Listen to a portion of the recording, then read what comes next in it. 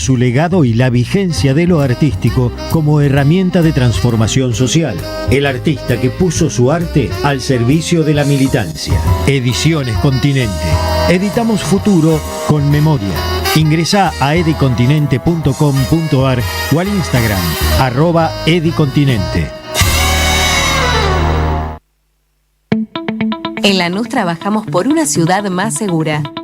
Inauguramos la primera base de operaciones de la Fuerza Barrial de Aproximación de la Policía Bonaerense e incorporamos 20 móviles y 240 efectivos policiales. Sumamos 75 nuevos vehículos y 200 agentes de seguridad ciudadana a través del programa Lanús Te Cuida. Además, continuamos con el programa de formación y capacitación permanente para nuestros agentes locales. La ciudad que nos merecemos es una Lanús segura. Lanús Gobierno.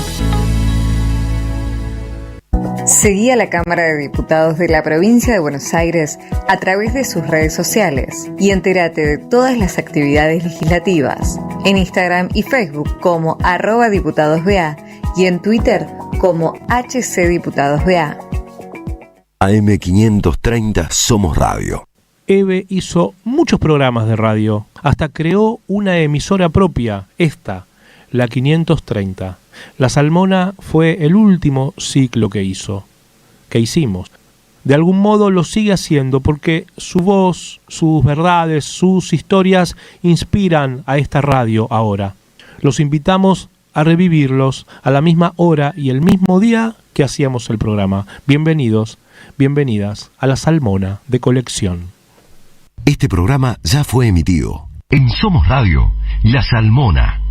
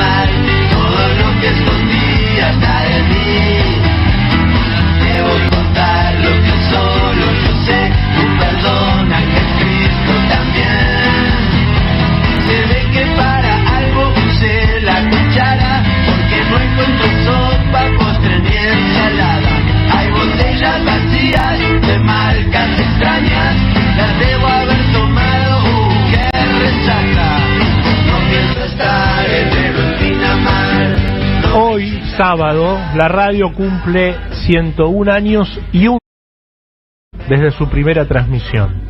En esa historia de un siglo, las madres han escrito una de sus páginas, la de esta casa, la AM530, que ahora llamamos Somos Radio, pero que siempre fue y es la radio de las madres de Plaza de Mayo.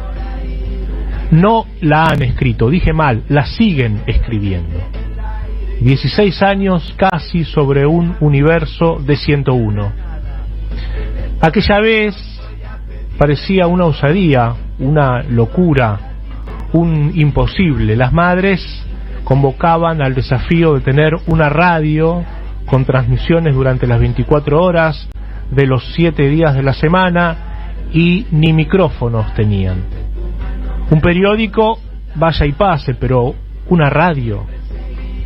Lo notable en las madres no es tanto su coraje a toda prueba para definir sus proyectos y su enorme valentía y compromiso para llevarlos adelante, sino su capacidad para no caer en la tentación de quedarse en los laureles de lo logrado y embarcarse en una nueva osadía, en un nuevo proyecto. En aquel noviembre de 2005, cuando crearon la radio, inmediatamente después se pusieron a proyectar otro proyecto, la construcción de viviendas en los barrios, que comenzaron en 2006, y así, siempre así. Concretan un proyecto y ya están pensando en el siguiente. La última victoria de las madres es siempre la penúltima, porque apenas está consumada, ya están embarcándose en la siguiente. Que vivan las madres para siempre y feliz cumpleaños a la radio. Basta ya, basta ya, basta ya que el yanqui mande, basta ya, basta ya, basta ya que el yanqui mande, basta ya, basta ya, basta ya que el yanqui mande. El yanqui vive en palacio, yo vivo en un barracón. El yanqui vive en palacio, yo vivo en un barracón. ¿Cómo es posible que viva el yanqui mejor que yo? Basta ya, basta ya, basta ya que el yanqui mande, basta ya. Muy buenas tardes a todos, a todas, a nuestras madres que seguramente están escuchando esta nueva emisión de La Salmona. Estamos en la 530, en Somos Radio, la radio de las madres de Plaza de Mayo. Estamos como todos los sábados aquí en el estudio mayor de la 530 con Noelia Astudillo, que está allí en la operación técnica. En el control está Mariana Collante, aquí al lado mío, en la producción, en la edición de todos los audios y en la coordinación del aire. Y está del otro lado de la línea, como siempre, nuestra Eve Bonafini. Hola, Eve. ¿Qué tal, querido? ¿Cómo estás? ¿Cómo andas vos? ¿Bien? Aquí ando. Bueno, ¿te acordás de ese...? Descifrando, me regalaron un montón de juguetes para dar a los niños, pero estoy descifrando para qué sirven. ¿Cómo para qué sirven? Sí, porque son juguetes que veo que no sé para qué son. Son juguetes muy modernos, querés decir, nuevos. Por favor, muy modernos no, son para tontos. ¿Para tontos? ¿Por qué? No puedo descifrar para qué son. Solo para abrir la caja no sabés todo lo que tuve que estar, porque no la podía abrir. Y después ni siquiera le puedo echar la culpa a nadie, porque pues no descubrí quién los hace. Mira. No, me parece que se les va la mano con esto. Escuchame. Ya un día vamos a hacer ya le dije a nuestra compañera que vamos a hacer un día hablar de estos juguetitos que inventan los yanquilandios o los chinos o no sé quién. Claro, juegos muy complejos para chicos. Y escuchame, ¿y por qué te regalan esos juguetes? ¿Para que vos los...? Para el barrio, sí. Para los barrios. Y yo estaba contenta porque, bueno, una bolsa grande. Sí. Hay muchas máscaras para jugar, ¿no? Con el hombre araña, de un pirata. Esas sí son clásicas. Los chicos las pueden usar para algo, pero estos otros todavía no. Me voy a poner después a estudiar. A ver para qué sirve. Muy bien, muy bien. Igual los chicos seguramente se los van a ingeniar para jugar con ellos, ¿eh? Vos no te preocupes tanto, que claro. Sí, pero dicen que no se pueden meter a la boca. Y son chiquititos como grandes chiquitos, no son claro. Grandes. Está bien, para chicos entonces quizás no lo pueden meter a la boca y no sabes para qué son. Claro, para mayores de 5. No sé, por ahí los chicos saben, porque deben haber muchos dibujitos de estas porquerías, por eso los traen. Las meten en una cajita después para que vos les compres. Exacto. Así que, Eve, entonces seguís como siempre juntando... Sí, tenemos varios grupos. Sí. Uno que siempre nos trae, ponerle la leche. Sí. Otras que se tratan de conseguir cosas para que más a veces que necesitan ropa o qué sé yo, o a veces le compramos chocolates, alguna cosa que no hay y otro grupo que ya junta más dinero, que es para comprarle lo que no viene en las bolsas, que es carne, pollo o carne de vaca, cerdo, pollo o lentejas. Entonces y siempre al mismo barrio, y después cuando nos traen cosas, que nos traen también muchas veces, hay gente que nos dona, también las mandamos.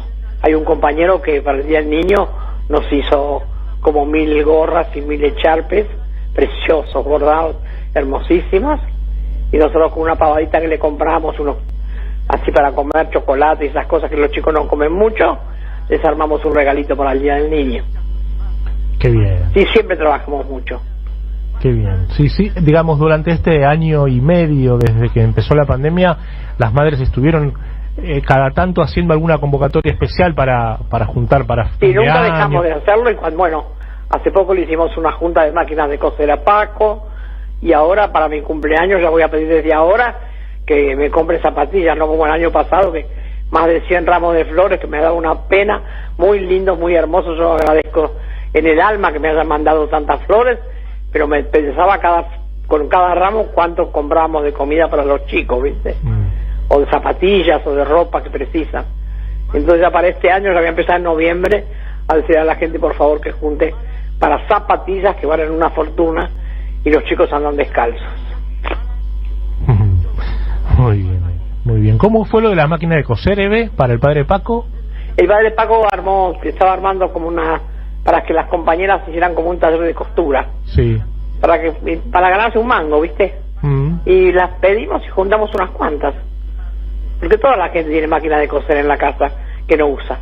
Sí. Y entonces las mandaron, el Paco fue a buscarlas algunas a la casa y otras las fuimos a buscar nosotros, pegar una en Tolosa había, y la otra esa la tenemos todavía en la casa de las madres. Y sí, juntamos unas cuantas. Mirá qué bien, mirá qué bien. Sí, la gente enseguida responde. Muy bien, Eve. Bueno, Eve, para hoy tenemos un programón. Tenemos previsto, como siempre, hablar de poesía. Tenemos un poema para la segunda parte. Vamos a tener a Néstor en el final del programa, nos vamos a ir escuchándolo a él y vamos a hablar en la primera media hora, antes de la tanda, vamos a hablar de algo que fue tema central el último jueves, de las madres. Los discursos trataron sobre el tema de los humedales, que ha surgido la gravedad que está ocurriendo con el avance sobre los humedales, las construcciones de los barrios privados que afectan este recurso central para la vida, para el desarrollo de la vida en nuestro país. Vos sabés que los humedales representan el 21% del territorio nacional, y si te parece, Eve, vamos a escuchar un audio y nos vamos introduciendo en el tema, ¿te parece? Sí, además hay humedales a distinta... Mi hijo me enseñó que hay humedales a distinta profundidad. No es que hay uno solo, capaz que hay uno arriba y otro más abajo. Tenemos esa que no hay en ninguna parte del mundo. Eso hay sobre todo en el sur, me contaba él, que es una maravilla, dice, es como un reservorio de agua. Bien. Bueno, así que tu hijo estudiaba mucho esto. Bueno, ¿nos vas a contar de eso, te parece? Sí, él estudió ciencias naturales. Ciencias naturales. Muy bien, escuchamos el audio y después volvemos y hablamos todo eso, ¿sí? Bárbaro, dime. Hay que hacerse cargo. Cuando uno destruye el ambiente, destruye los bienes naturales, tiene que hacerse cargo de que tiene una consecuencia. La consecuencia hoy es que hay muchos carpinchos en Nordelta y tienen que hacerse cargo y devolverlos a su hábitat natural. Los humedales son el hábitat natural de los carpinchos. Inicialmente los carpinchos los llevaron a Nordelta y les parecían lindos porque quedaban bien con sus cuidados parques, con el paisaje.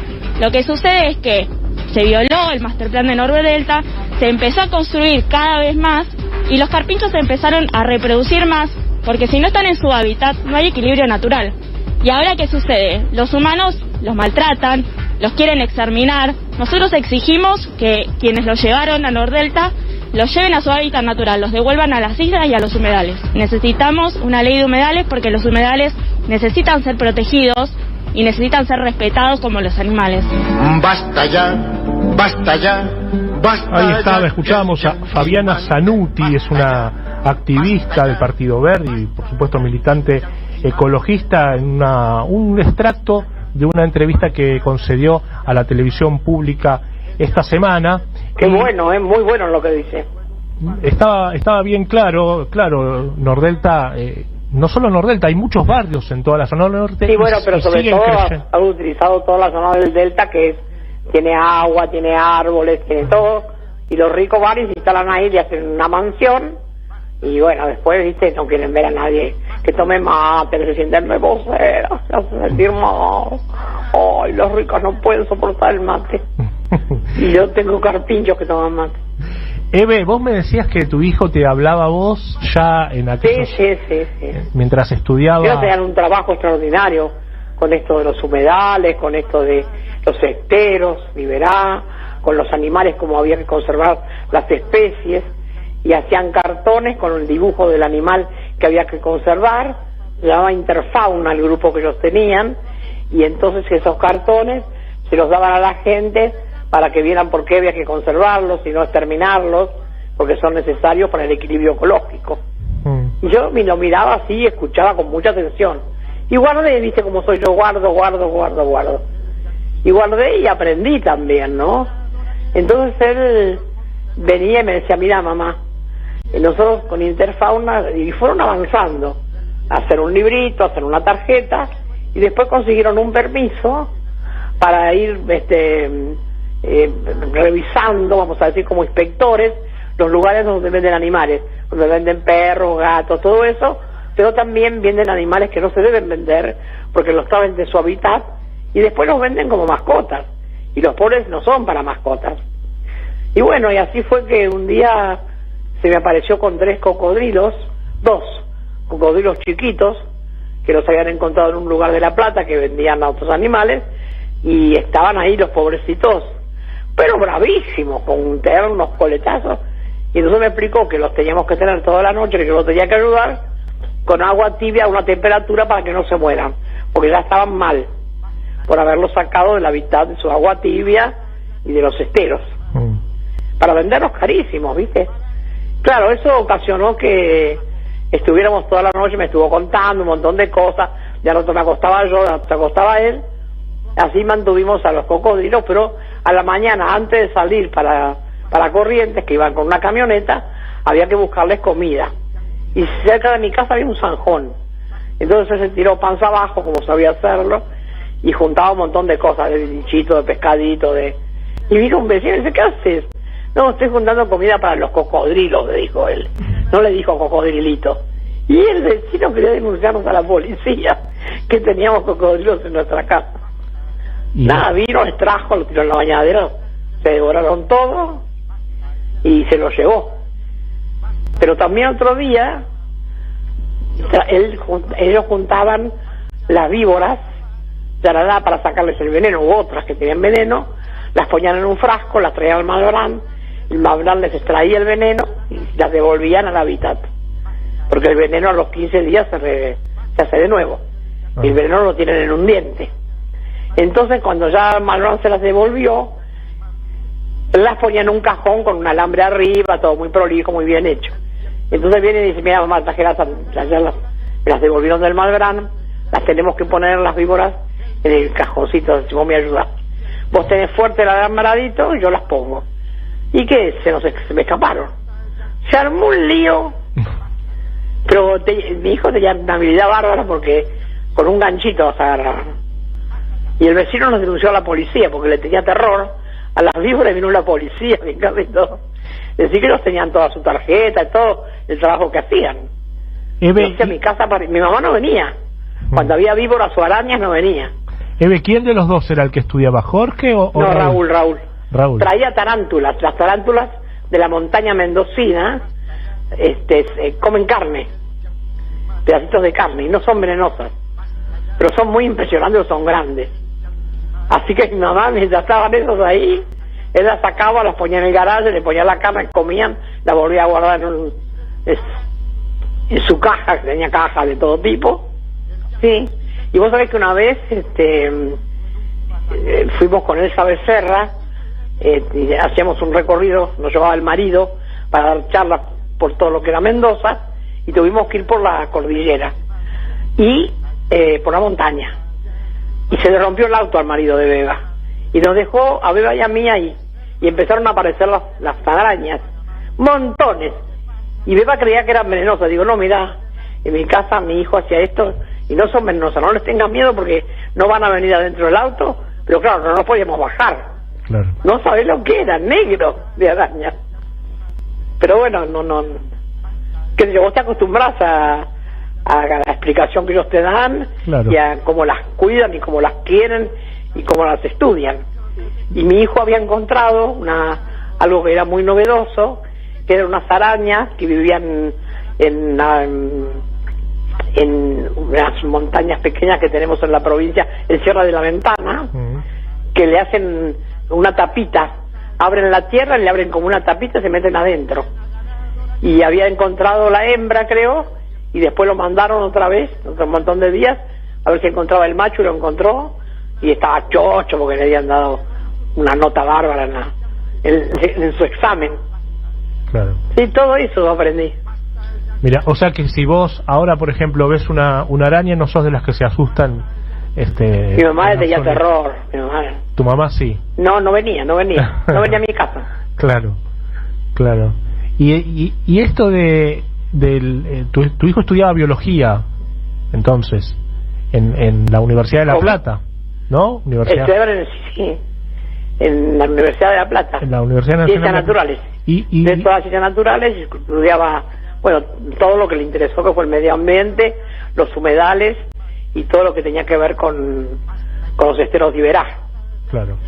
Él se estuvo allá mucho tiempo metido en los esteros, hizo una película preciosa también. Esa la donó la película al Museo de Ciencias Naturales de Buenos Aires, porque ellos fueron los que le pagaron todo para que estuviera, y hizo una película hermosa de los pájaros y todo lo que hay en los esteros. Y también decía, mamá, mirá que van a querer plantar arroz, y es verdad, pasó de todo después. Y andás a ver ahora cómo está eso, no te puedo decir.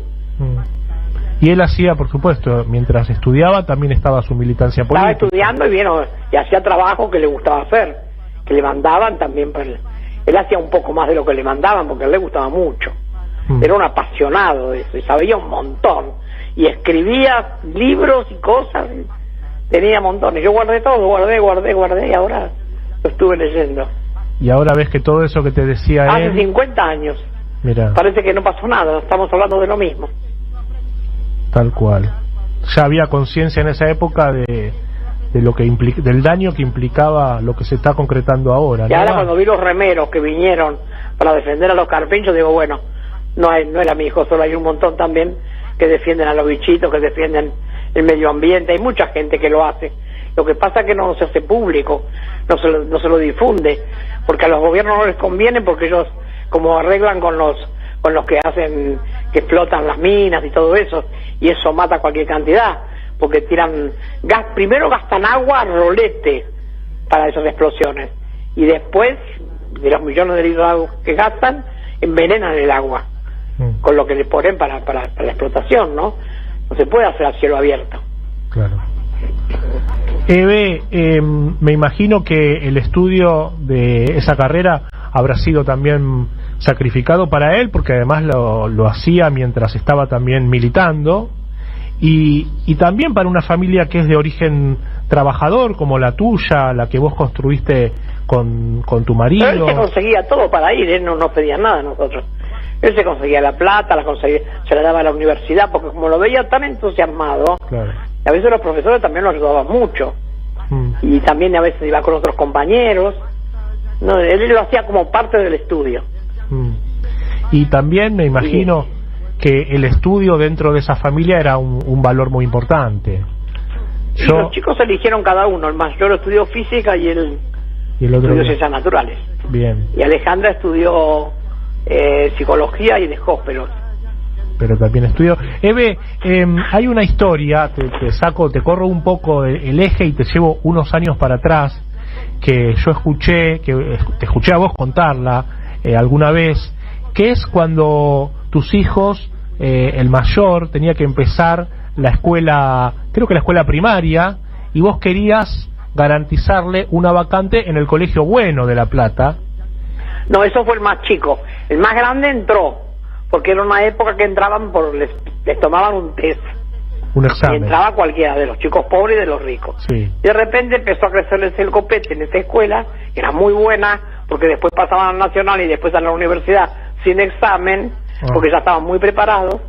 Bueno, entró Jorge y a Raúl no lo tomaban, porque vino la época que era el hijo del doctor, el hijo del ingeniero, el hijo de los que tenían títulos.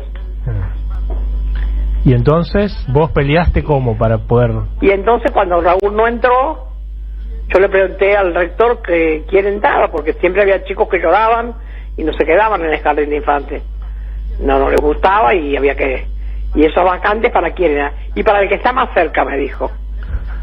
Y entonces yo todas las mañanas me lo llevaba al más grande al jardín y no, ya estaba en primer grado Jorge, y a Raulito para que lo tomen, lo llevaba vestidito con el delantal y me sentaba en la puerta del rectorado. Más cerca que eso no había nadie. Y al mes de estar todos los días, lo tomaron. O sea, a ver, vos ibas todos los días, te quedabas ahí con tu hijo vestido. Claro, porque si lloraba algún pibe, más cerca que yo no había nadie. Como él dijo que el más cerca era yo. Y finalmente lograste la vacante. Y sí. Porque vacantes se hacen, pero se la dan a otro hijo de otro doctor o de otro con título. Claro. Pero él no me dijo, como no podía decir que tiene que tener título el padre o la madre, claro, porque quedaba demasiado grosero, me dijo, le corresponde al que está más cerca. Bueno, eso me lo dijo él, no lo dije yo. Extraordinario, extraordinario. Pero bueno, ahí también demuestra eso, ¿no? Una familia que quería que sus hijos estudien en un buen colegio y como sea iban a lograr la vacante, y eso fue... Claro, porque era educación pública, pero... Y de calidad. Pero como de excelencia, ¿viste? Claro que sí. Y en el dique no había secundario, y la escuela era era de la que había ido yo, entonces no es que era ni mala ni buena, pero después tenías que dar examen para entrar al secundario. Y yo digo, bueno, mejor, ya que van a estudiar, que quiero que estudien, porque como cuando uno no puede estudiar, quiere que sus hijos estudien. Y a ellos realmente les gustaba mucho estudiar, así que nunca les costó. Muy bien, muy bien. Esa historia siempre me gustó mucho porque... y había diferencias, te digo, sí. No cuando entró Jorge era mucho más comunitario, vamos a decir. Ya en la época de Raúl, que pasaron 4 años, había mucho más problemas. Más problemas en todo, ¿no? O sea, había teatro que hacían los chicos, siempre elegido el hijo de, o la hija de. Claro. Y eso los chicos se dan cuenta, ¿viste? Pero bueno, es lo que uno tiene que pasar cuando no pertenece a la clase... A la clase acomodada. Con títulos. Muy bien. Bueno, vamos a seguir y ahora vamos a continuar con un tema que en un punto está relacionado, porque parte de lo que pasa con los humedales, que evidencia esto de los carpinchos, también se verifica en lo que pasa en el río Paraná, que tiene una bajante histórica, como hace muchísimos años, y es más, algunos dicen que nunca ha tenido tanta la bajante en el río Paraná, y que en parte está relacionada con lo que han hecho con el río Paraná. Lo han dragado para beneficio de las cerealeras que transportan por allí. Pero no sé si la bajante vino por eso, o vino por el tiempo tan cambiante que hay, que pasa de todo en el mundo. Eso no hablo porque no lo sé, eso yo sí. Si la bajante es por eso. Hay múltiples Yo sé que hay mucho maltrato en el río, que la canillita la tienen en Brasil, pero viste, hay una faltante, saber un poco más para poder hablar. Hay una faltante de lluvias también en el sur de Brasil. Claro, no llueve, por eso, el cambio climático. Sí, cambio climático. Después se aprovecha para otra cosa, pero bueno. Nunca pasó que se cruza el río caminando, se va al Paraguay caminando por el lecho del río, cruza la gente. Exacto, como nunca ha pasado. Eso es terrible para los pescadores, y el agua también está muy contaminada, así, es problemático. Y esto nos lleva entonces a este conflicto que ya está hace bastantes meses, que es la nueva licitación para dragar el río Paraná, que claro, todo el movimiento nacional y popular se opone. Es muy raro eso que firmó ese DNU. Exacto. Es muy raro, no está claro, la persona que he escuchado a varios, pero no me queda nada claro no le queda claro a nadie, ¿no? Como lo han hecho. Lo peor de todo es que si hay licitación, quiere decir que va a venir uno de afuera. Exacto. Y eso es lo que no queremos. Exacto, es para privatización del... Ya con eso solo no es lo que se está pidiendo. Exactamente. Pero vos sabés que una de las para dragar nosotros tenemos, porque hay unas dragas tremendas en Río Santiago. Dragas hay, así que no es por las dragas. No, claro, la capacidad del Estado argentino para poder dragarlo la tenemos. El problema es que es una decisión política, ¿no? De si se lo damos a un privado para que continúe con el modelo que hemos tenido hasta hoy. Vamos a ver qué pasa, porque si algunos la están defendiendo y otros dicen que no. Bien. Que está mal y que está mal y que está mal. Una de las pocas voces en alerta que hemos escuchado estos días desde que se firmó el DNU se firmó el día martes. Entre gallos y medianoche. Se conoció el miércoles, el DNU lleva el número 556 y, como decíamos, prevé la creación de un ente autárquico de control y gestión de la vía navegable que, como decíamos recién, deberá prever las condiciones de los llamados a licitación. Decíamos, quien alertó sobre esto fue en esta casa, en esta radio, en el programa de Daniel Tonietti, Siempre Soy. El miércoles habló un ingeniero naval que fue funcionario fue subsecretario de Puertos y Vías Navegables durante el gobierno de Cristina Kirchner, es Horacio Tetamanti, y si te parece... Sabe un montón ese tipo, estaba enojadísimo. Escuchamos lo que dijo. Si él está enojadísimo, él sabe lo que dice, pero uno no puede a veces opinar demasiado hasta que no llegue. Claro. Pero ellos siguen investigando, Escuchamos un pedacito de lo que dijo el otro día. Sí, la verdad que no se entiende bien qué es, porque una cosa es gestión y otra cosa es controlar. El que gestiona no controla, el que controla no gestiona. O sea, eso, yo soy ingeniero, la verdad que no sé qué significa gestión y control. ¿Va a gestionar o va a controlar? Me parece que es una ambigüedad absoluta que no termina de definir qué quiere. Si yo creo que quieren volver a lo de antes, a volver a privatizar y volver al sistema de siempre. Lo que pasa es que, bueno, hay una cantidad de condiciones de borde políticas que no pueden decir lo que quieren hacer y no pueden hacer lo que quieren decir. O sea que estamos en una situación muy compleja. La Argentina no es una vía navegable. La Argentina es uno de los patrimonios fluviales más importantes del mundo. No es una sola vía navegable. No solamente somos la vía navegable que nos impuso el consenso de Washington. Somos el río Paraná, somos el río Paraguay, somos el río Uruguay, somos el Paraná-Guazú, somos el canal Magdalena, somos el canal Irigoyen, somos el pasaje Talavera, somos el riacho Barranqueras, somos el río de la Plata. Es decir, tenemos en cuenta que estamos hablando del río de la Plata, porque el decir que se llega a las aguas profundas del Atlántico es el río de la Plata. Todo esto somos nosotros. No somos una sola vía navegable, no somos solamente la colectora que nos dejó navegar el consenso de Washington, somos mucho más. Es un decreto lamentable, muy triste, es un día triste para la Argentina. Se ha institucionalizado una dependencia o una definición de nuestro país pequeña, mediocre, decadente, cuando se pudo haber pensado el país grande, el país de un sistema de navegación tal vez el más importante del mundo. Pensar que el Estado Nacional se hace cargo de todos los ríos y los define al servicio de la nación, y no lo congela a la sola visión de las exportaciones de cereales. Basta ya, basta ya, basta. Ahí estaba Horacio Tetamanti. Imagínate, si ya se entregaron 11:30 de la noche y salen en una madrugada, por algo es. Por algo es, muy claro no está. Si no lo hubieran consultado, hubiera hablado con la gente que trabaja. Hay mucha gente de Rosario también que está trabajando en eso, y bueno, el mismo ministro que hoy está en defensa es el que empezó con el trabajo y dice que él también lo firmó, entonces no entiendo yo. Bueno, sí, hay una fórmula institucional que para que salga un DNU presidencial tiene que tener la firma de todos los Pero ministros. El ministro también tiene derecho a decir que no. Imagínate vos, entonces quiere decir que el presidente dice vamos a la guerra y todos los ministros firman atrás. La verdad que no sabía eso, yo me acabo de enterar. Bueno, sí, se supone que cuando un ministro tiene una discrepancia muy grande con el gobierno que integra, el ministro generalmente deja el gobierno. Pero bueno, por eso me parece que es un llamado de atención para que veamos bien hacia dónde va este DNU, porque en principio solamente la creación del ente. Todavía faltan, porque hay muchos pasos que faltan para que esto sea aprobado, parece. Exacto. Por lo que lo escuchaste Tetamanti, ¿no? Sí, el mismo Congreso Nacional puede borrar este DNU, quitarlo, anularlo al DNU presidencial. Con el rechazo de una sola de las cámaras ya queda anulado, pero bueno, falta esa instancia legislativa que es importante porque va justamente a permitir poner en discusión qué es lo que no ha pasado con la creación de este DNU, qué es lo que está detrás, por qué se firmó y cuál es el objetivo del gobierno en esto. Eve, nos vamos a ir a la tanda, ¿te parece? Bárbaro, querido. Y volvemos, y seguimos.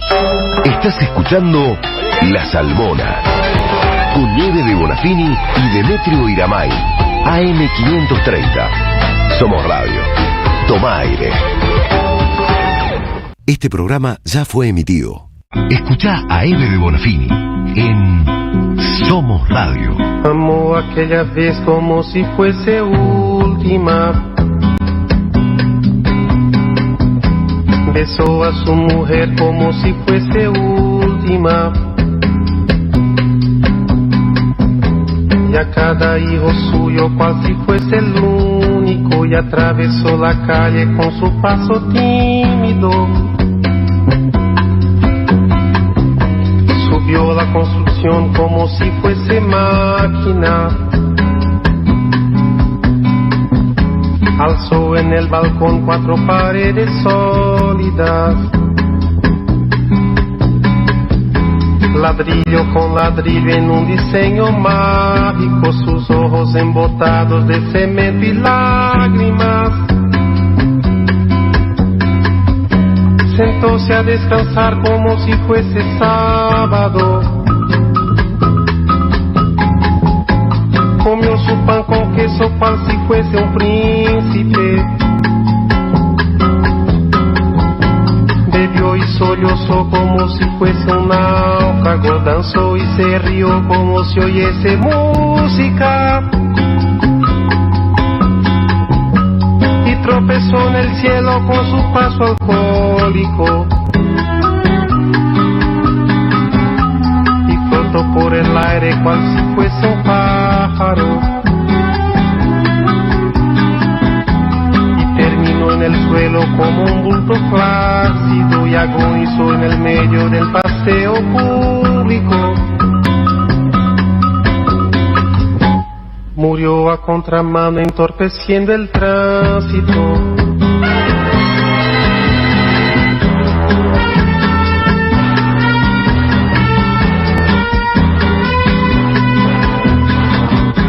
Amó aquella vez como si fuese el último. Besó a su mujer como si fuese única. y a cada hijo suyo. Así fuese el pródigo y atravesó la calle con su paso alcohólico. Subió a la construcción como si fuese sólida. Alzó en el balcón 4 paredes mágicas. Ladrillo con ladrillo en un diseño lógico. Sus ojos embotados de cemento y tránsito. Sentóse a descansar como si fuese un príncipe. Comió su pan con queso cual si fuese el máximo. Bebió y sollozó como si fuese máquina. Danzó y se rió como si fuese el próximo. Y tropezó en el cielo cual si oyese música. Y flotó por el aire cual si fuese sábado. Y terminó en el suelo como un bulto tímido. Agonizó en el medio del paseo náufrago. Murió a contramano entorpeciendo el público.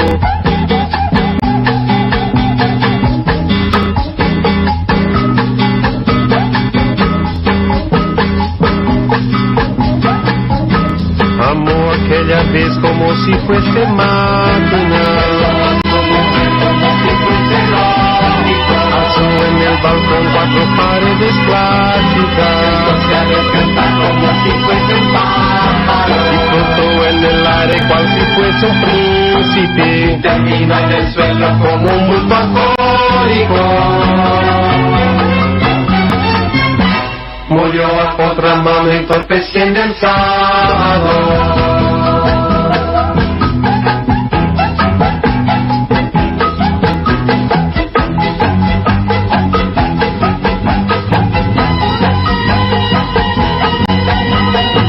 Por ese pan de comer y el suelo para dormir. Registro para nacer, permiso para reír. Por dejarme respirar y por dejarme existir. Dios me pague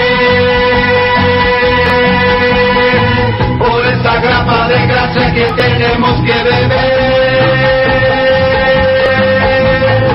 por ese humo de desgracia que tenemos que toser,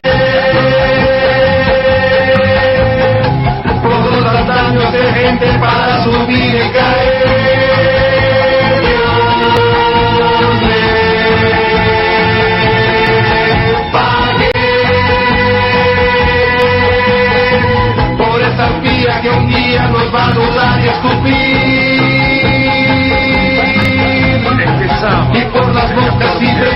nos vendrán a cubrir, y por la calma postrera que al fin nos va a redimir.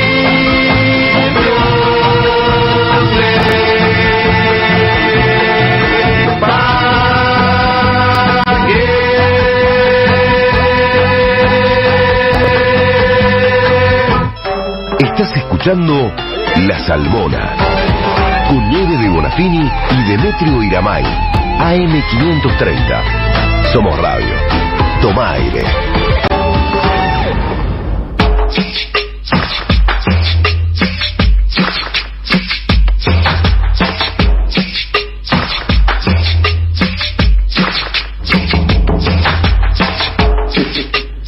Seguimos aquí en La Salmona, estamos por la 530, estamos en Somos Radio, la radio de las madres de Plaza de Mayo. Recién escuchábamos a Chico Buarque en Construcción, ese temazo, un clásico de la música popular brasileña, en voz y guitarra y banda de Chico Buarque. Y antes estábamos conversando, y lo seguimos haciendo, con Eve de Bonafini en este programa La Salmona, y llega siempre la parte de la poesía, que es un bloque que hemos incorporado hace 2 programas y nos está gustando bastante. Para empezar voy a arrancar con un poema tuyo, Eve, porque lo encontré estos días y es muy, muy bonito. Hay un libro, Eve, que se llama La convicción de las madres, la cobardía del enemigo. ¿Lo recordás? Sí. Es un libro de relatos, son todos tuyos, son relatos cortos, y hay uno en particular que se llama El miedo, y es una síntesis, quizás una guía para la acción política. Dice: si tenés miedo, luchá; si tenés miedo, gritá; si tenés miedo, denunciá; si tenés miedo, marchá con las madres; si tenés miedo, señalá a los culpables; si tenés miedo, ayudá a los compañeros. Si luchás, si gritás, si denunciás, si marchás, si señalás, si ayudás, jamás te dominarán. Así vencerás al miedo, así vencerás a la explotación, así harás la revolución. Eve de Bonafini en El miedo. Es un texto, un poema que está en este libro La convicción de las madres, la cobardía del enemigo, que es muy recomendable ese libro. Sí, hay muchas historias ahí, porque en realidad no es una poesía, es una historia. Una historia así muy condensada, pero es lo que logramos las madres, ¿no? Venciendo el miedo.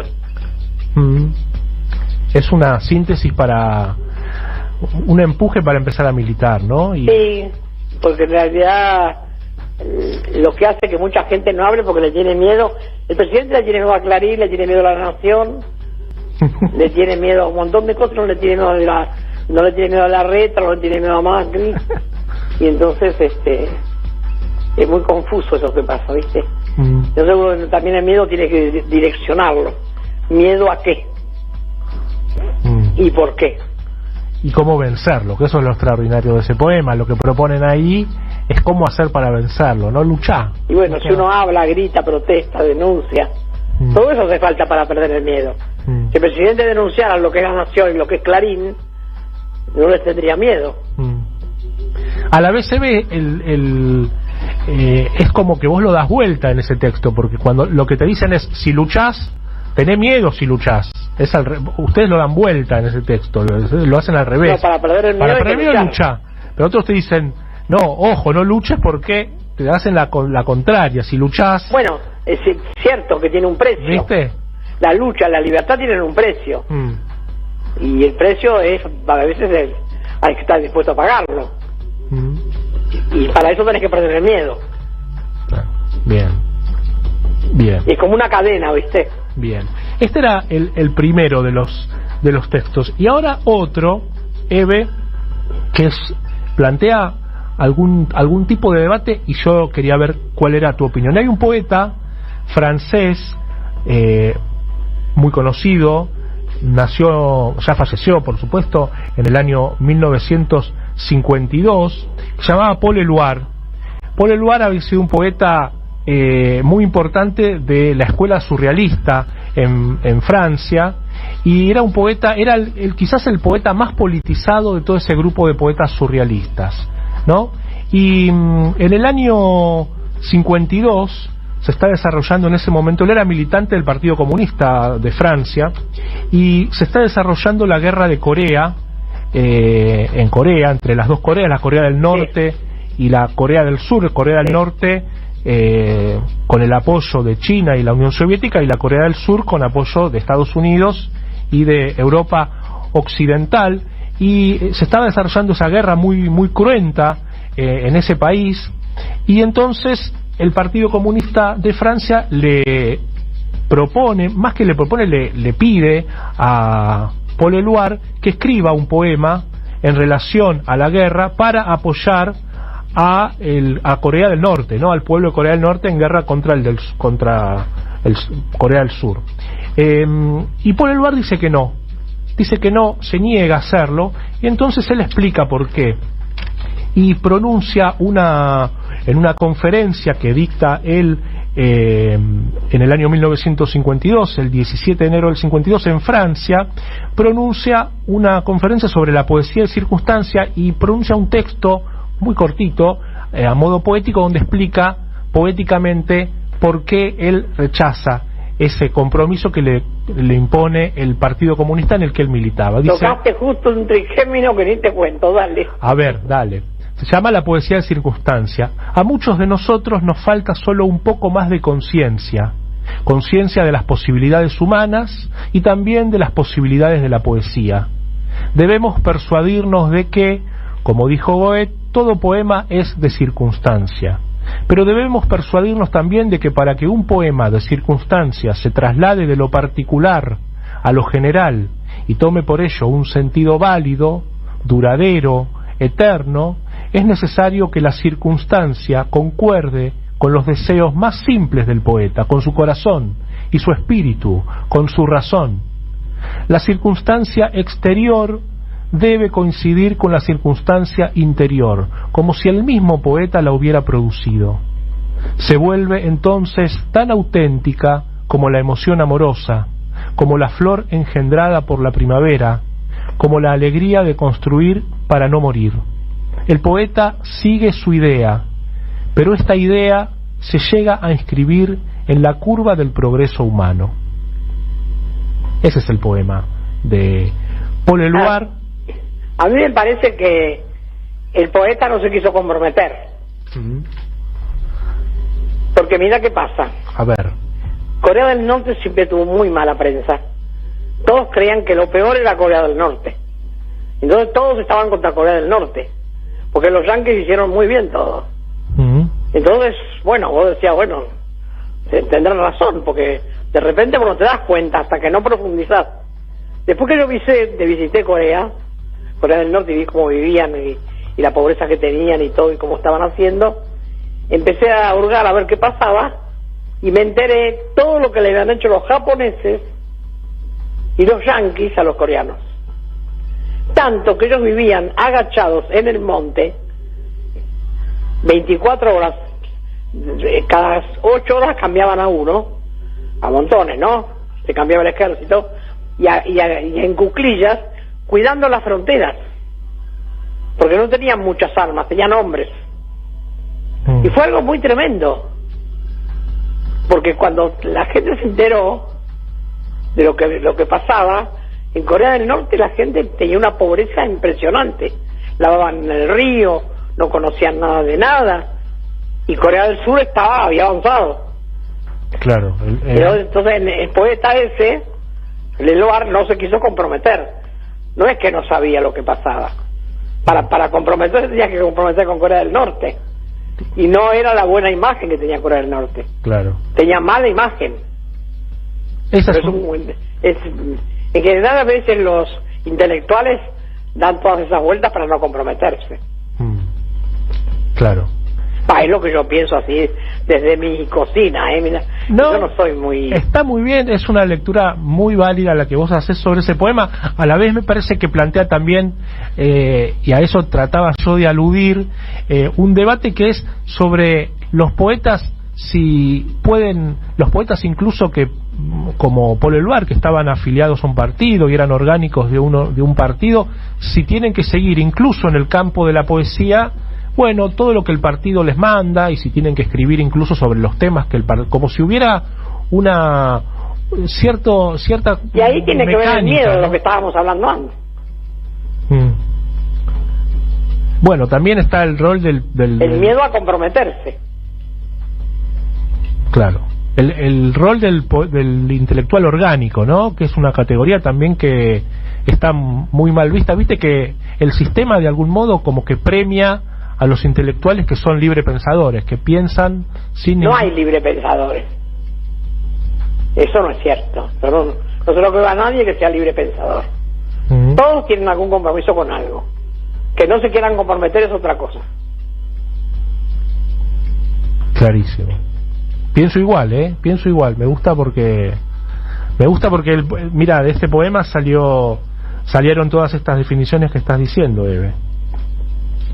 Pero insisto, viste que el sistema premia de algún modo a los intelectuales que aparentan ser, como decimos nosotros aquí, o como se dice comúnmente, librepensadores, que dicen lo que realmente su intelecto y su conciencia con absoluta libertad, y en realidad no están aportando a... Yo no digo que no piensen con libertad. Pero es la libertad de ellos, no como nosotros que luchamos por la libertad de los otros. Bien. Sí, como decía... Es una libertad individual a una libertad colectiva. Son dos cosas diferentes. Bien. ¿Y vos ves a los intelectuales hoy comprometidos con esa libertad del otro, o solamente los ves comprometidos con su propia Hay libertad? algunos que están siempre comprometidos. Juan Pablo Feynman es un tipo que es un intelectual y siempre, desde que lo conozco, no se ha corrido una raya. González, Horacio era otro. Intelectuales que hay muchos que no se corren, que siempre defienden lo mismo. Pero contados con los dedos, ¿viste? Hay pocos, ¿no? A veces los contextos ayudan a que los intelectuales adquieran mayores compromisos, y a veces todo lo contrario, ¿no? Porque la gente que está bien con todos parece que vive más tranquila. Y me parece que los que vivimos más tranquilos, más felices, son los que estamos bien con los que más nos necesitan. Bien. Qué frase esa, muy bien, Eve. Bueno, ¿te gustó el poema? Me gusta esta discusión, me encantan estas cosas. ¿Te gusta? Bueno, viste, la idea si es... los compañeros que nos escuchan les gustan, que nos escriban. Perfecto, que nos lo hagan saber, muy bien. Y así se nos va yendo el programa, Eve. Nos queda, como siempre, decir los programas que tenemos, todos los que tenés vos, durante toda la semana. Bueno, pero nombrá también a las compañeras que hacen el programa. Sí. No te olvides de eso. Sí, las nombré al principio. No, no las nombraste, ¿no? ¿No? No. No te acordás, pero bueno, las vuelvo a nombrar. No me acuerdo, yo no te escuché por lo menos. A Noelia Astudillo, ¿cómo no la voy a nombrar a Noelia? Sin Noelia Astudillo no habría, que está con los controles. Bueno, pero ahora no la nombraste. Ahí está Noelia Astudillo, irreemplazable en los controles, ahí en la consola del programa. Y por supuesto, Mariana Collante, con la producción, con la edición de los audios, con el control de aire, es la que me marca cuántos minutos nos quedan, la que me apura, la que me dice ya hay que entregar, hay que salir volando. Y esa es Mariana Collante, que está aquí también irreemplazable para hacer la salmona. Y por supuesto Eve, ¿no? Que es el alma del equipo y que siempre tiene reservado acá la silla para el día que podamos reencontrarnos en el estudio, Eve, Y decíamos que los lunes, Eve, mateando con Eve a las 5:30. Sí. A partir de las 5:30 por las redes sociales de Madres. Los jueves a las 3:30 en la plaza, no virtualmente por ahora. Sí. Los viernes a partir de las 6 de la tarde con Andrea Recupero en la vuelta completa en esta casa, en la 530, y los sábados a partir de las 9 en la TV pública Madres de la Plaza, por supuesto, y a las 13 llegamos nosotros con La Salmona aquí en la 530. Todos estos programas los siguen por las redes sociales de Madres, por Twitter, @prensamadres, en el canal de YouTube, de Madres, que es Asociación Madres de Plaza de Mayo, lo mismo en Facebook.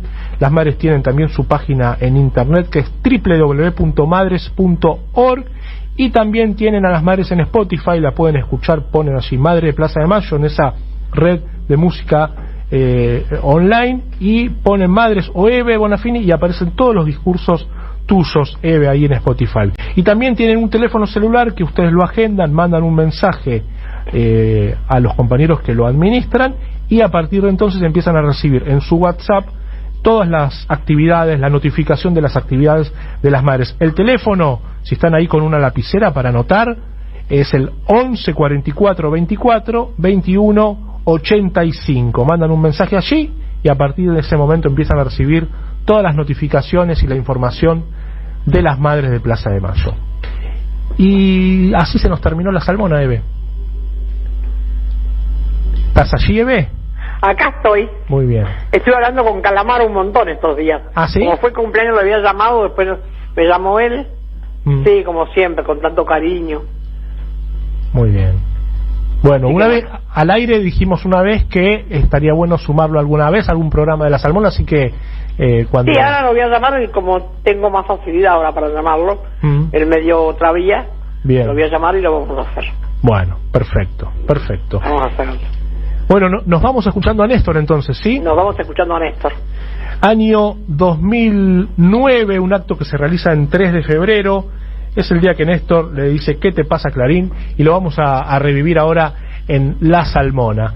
Más vivo que nunca, Néstor. Exacto. Chau, Eve. Grande. Chau. Un beso para las chicas y un abrazo para todos los oyentes.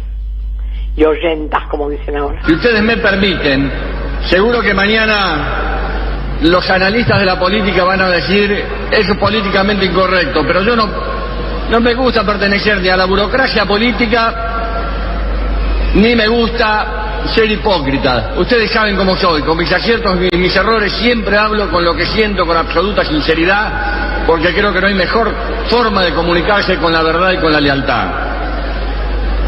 La verdad que escuchando a un medio de difusión argentino, el gran diario argentino, como dicen ellos, Clarín, ¿qué te pasa, Clarín? Escuchaba a Clarín y decía que nosotros habíamos sufrido una fuerte derrota en Catamarca, yo se los voy a contar bien, y que yo no tendría que haber ido a Catamarca. Que sepan que como presidente del Partido Justicialista voy a ir hasta el último pueblito de la nación argentina que necesite que lo vayamos a apoyar a este movimiento transformador.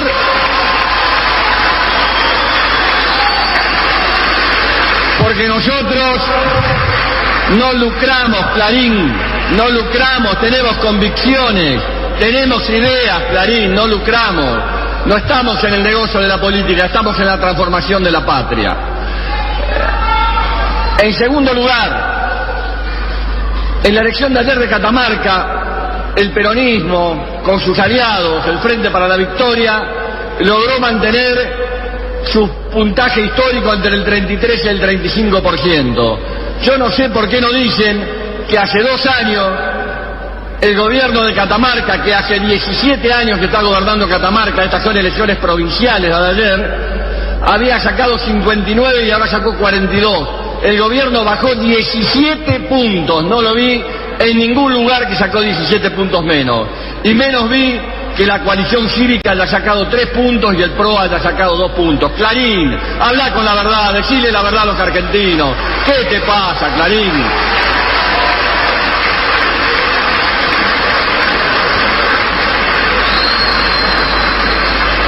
También el día sábado en el canal de cable Todo Noticias, o como le dicen algunos amigos, Todo Negativo, es decir, también del grupo Clarín, decían que la compañera Cristina no iba a ir a Mendoza al acto popular y al acto con los empresarios. Clarín, ¿por qué estás tan nervioso? Yo la verdad que no me lo explico, pero hacé democracia, hacé abierto, usá los medios realmente para informar y no desinformar a la gente. Es decir, la gente ya se está dando cuenta de cómo son las circunstancias. Entonces, en estas cuestiones hay que ser absolutamente claro. Cuando el peronismo reelige por 2 o 3 veces a un intendente, dicen, es la alternancia, dicen en Clarín. Cuando una fuerza como la de ayer, la del Frente Cívico, está 17 años gobernando Catamarca, no importa la alternancia es solamente para el peronismo. Los que no tienen que estar en el gobierno son los peronistas. ¿Qué te pasa, Clarín? Tranquilízate, por Dios, te abrimos los brazos para que te pongas tranquilo. Es así. Acabás de escuchar La Salmona, con Neve de Bonafini y Demetrio Iramay. Somos memoria, somos radio. AM530, toma aire. AM530, somos radio. Con cuenta DNI, este verano, el sol siempre sale. Sale a comer a un parador, sale al teatro, sale a comprar con descuentos al súper, sale a jugar unos fichines, sale a tomar sol al balneario, sale a probarse pilchas, sale a bailar, sale, siempre sale. Porque con cuenta DNI, el sol este verano